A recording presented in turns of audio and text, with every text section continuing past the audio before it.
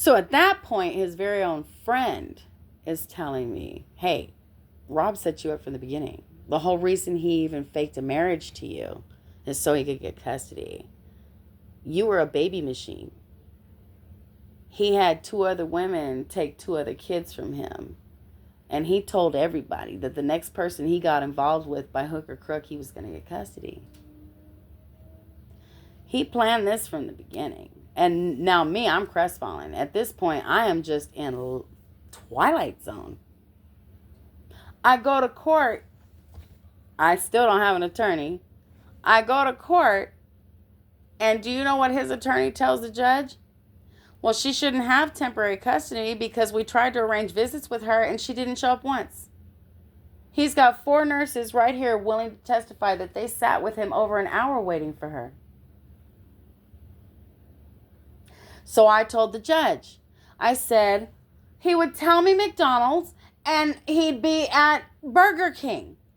And then the judge got up and said, Your Honor, it's a matter of public record. She's been going through depression. She's been going through postpartum. She probably doesn't even remember.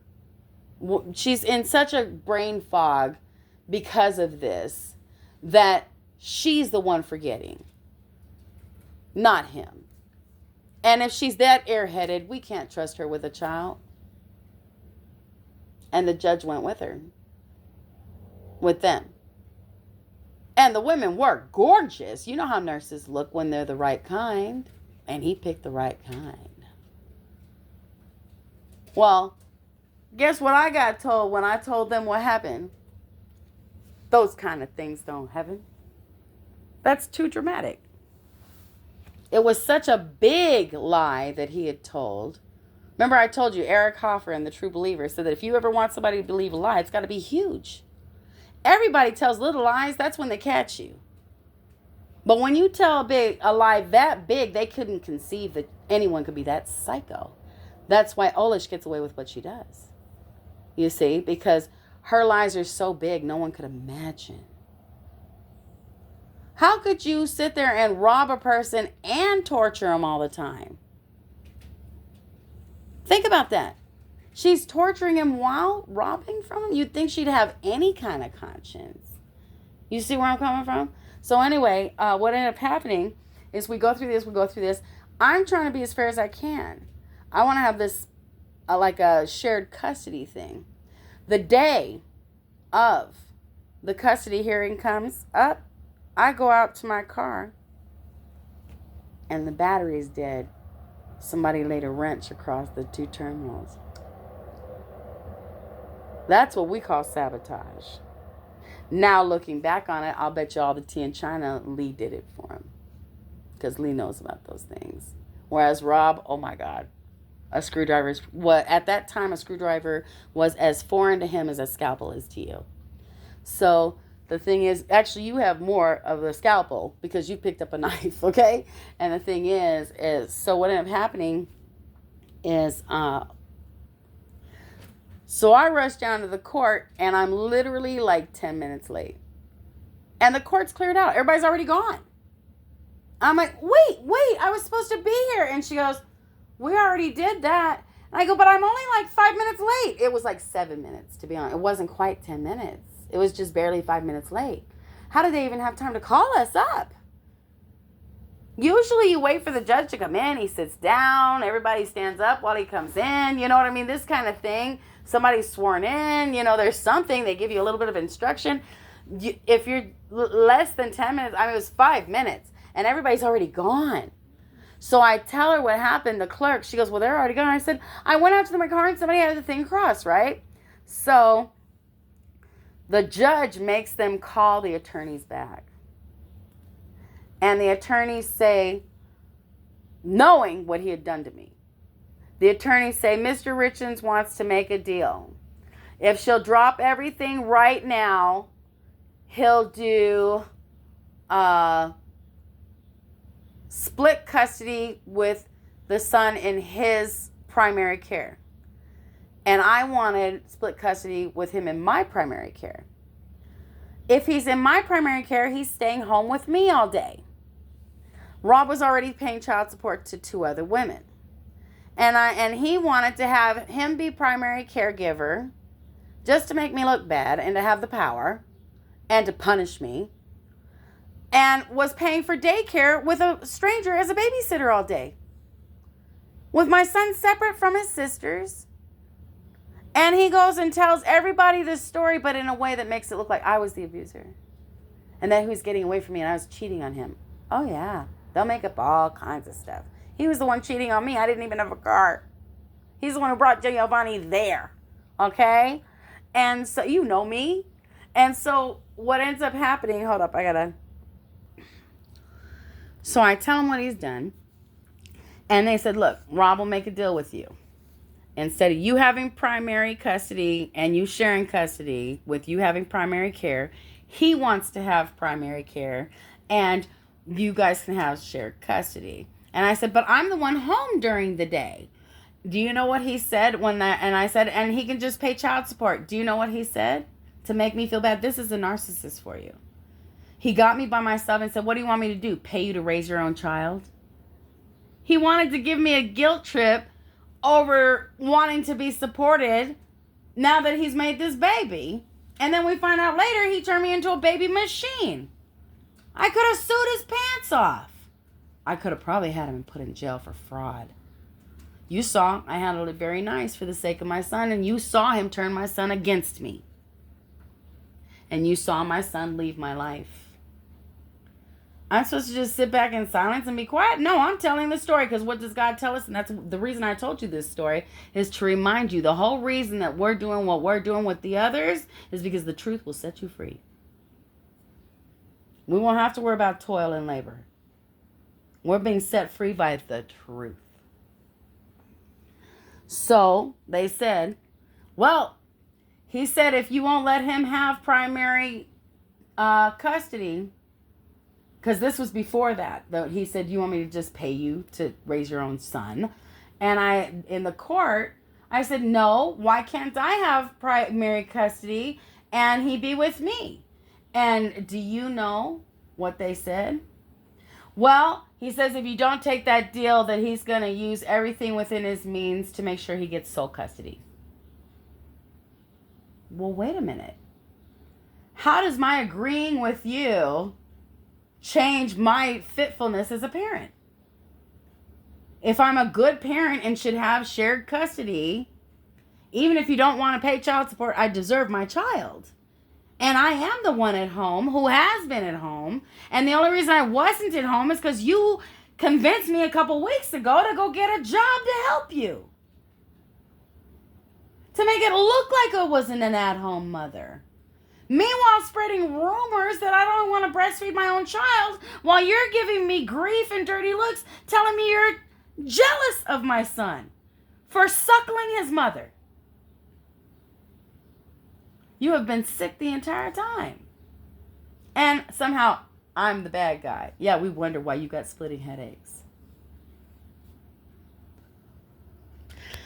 He actually ended up paying, he actually literally bribed the guardian ad litem, and I guess you'd say the guardian ad litems. And it was funny because when I went to go visit them, for example, they came to my house. Now, you know how I make my bed, right? They literally, you know how I don't like to do the top sheet and all that. I usually do a bottom sheet and I do a quilt, right? And I change the quilts out and everything. Have you ever seen my bed anything but stunning? Okay. These beds were stunning. Guardian ad litem comes in with her boyfriend and wants Ian to sit on her lap and show how he can read and basically put him through parlor tricks and circus tricks. He's with his sisters. He doesn't want to sit on her lap. He wants to go run and play with his sisters. She goes into court and says she didn't have any sheets on the bed, made it sound like he had a naked mattress, and he was just a completely different boy. When he was with me at his father's house, he sat on my lap, and he was just so well behaved. But when he got to his mother's house, he was ripping and roaring. I couldn't get his attention for it. Made him sound like I let him go crazy. And she said, you know how I keep bowls out with candy right there? They made it sound like I keep out like M&Ms, not wrapped candies, and that I just spoil the children, that I just let them have all the candy in the world. When have you seen me Thank you. You see what I'm the opposite, if anything. The reason I did that, do you know that every one of my children to this day, if you give them a choice between candy and fruit, they'll always pick fruit. Because they never had to worry about candy. You want candy? It's Easter. Tear it up. You want candy? It's Halloween. Tear it up. All the other parents, don't eat too much. Not me. I believe in Titus's way. Wait. Let them find out on their own. There's no school tomorrow. Mom, my stomach. I told you not to eat too much candy. But Mom, I didn't know. Honey, after 4 or 5, you know. You're going to have to, I'm not going to sit there and police you and say, oh, you've had 4 pieces of candy. You're going to find out for yourself how much you can have. And I kid you not, it took no time. My son at 3 years old was picking apples and bananas over anybody's candy bar. But they tried to make me look like a fool. Sorry, I didn't mean that to go that way. But the point I'm making, I don't think you were on. The thing is, we'll find out later, won't we? I got your foot down. The thing is that, so they try to make me sound completely bad. So we go in, and I'm trying to carry a bunch of stuff at once, and Ian's diaper drops on the ground. And he picks it up, and I said, okay, baby, you can bring it in. And so we bring it in, and we're sitting down to talk, and Ian hands me the diaper, and he said, the fellow, he goes, and he's an older fellow, obviously, with the beard and everything, and he goes, why is he carrying a diaper? And I said, oh, in this family, we all help. And so he can carry his diaper. Wait, I dropped it out there. We go into court, and he goes, and she made him carry his own diaper, a receptacle of feces. She had him carrying a receptacle of feces. A receptacle of feces is a clean diaper. He was trying to make it sound like I had doo-doo in it or something weird, and then tried to make it sound like it would have a huge psychological impact on this child that's not even potty trained. He doesn't know any psychological impact of carrying a diaper. But this freak was sitting there going, she's humiliating him by making him carry his own diaper. He literally tried to make it sound like I was punishing my kid for having a diaper or something just nuts. So I was like, what the heck? So now I'm getting an attorney. Okay? These people, I was told that it was a no-brainer. You're a good woman. You're a good mother. You have 2 other excellent children.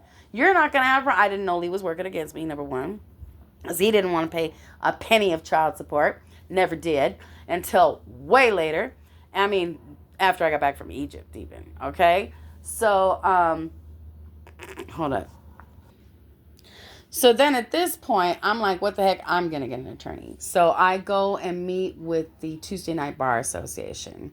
And she said, and who are the gag guardian ad litem? And I told her their name. She goes, oh my God. They're known for selling their reports. Your husband most likely paid them for their reports. That's why it's so outlined. Because I told her, why would they do that? It was crazy. And I explained it just like I did to you. And even you are sitting there going, are you kidding? And she said, honey, he knew exactly which ones to buy. The ironic part about it, so we go back to court and I told the judge, I go, there is a lot of weird things happening. I am an excellent mother. I'm going to call Oprah Winfrey and tell them everything that's happening here. I really did say that. And I was really ready to bring Oprah in on it, okay? Because I didn't know where else to turn at the time, okay? And at the time, Oprah was like the ladies' hero, okay? So I was going to tell Oprah everything. And the judge kind of chuckled at me. And he goes, you know, Ms. Richards, there's no denying. He said this on court record. He said, there's no denying you're an excellent mother. But your husband just bought a $5,000 play set for your son in his beautiful home in Sandy. You live in a trailer park in Midvale. Yeah, in Midvale, where the police are marked to not even go in that territory. It's so dangerous. As a mother, where do you think your son should go? And I said, Your Honor, I can keep us all safe, even if I don't get child support. And he said, I'm sorry, Ms. Richards, one day you and your son will thank me. Your husband has far more means than you do. And he judged for him. Karma had it that he got his ass fired just a few years later. He's the only judge that has ever been fired from the Matheson courthouse. Bing, bada, bing. One more for God's side. And that's my story.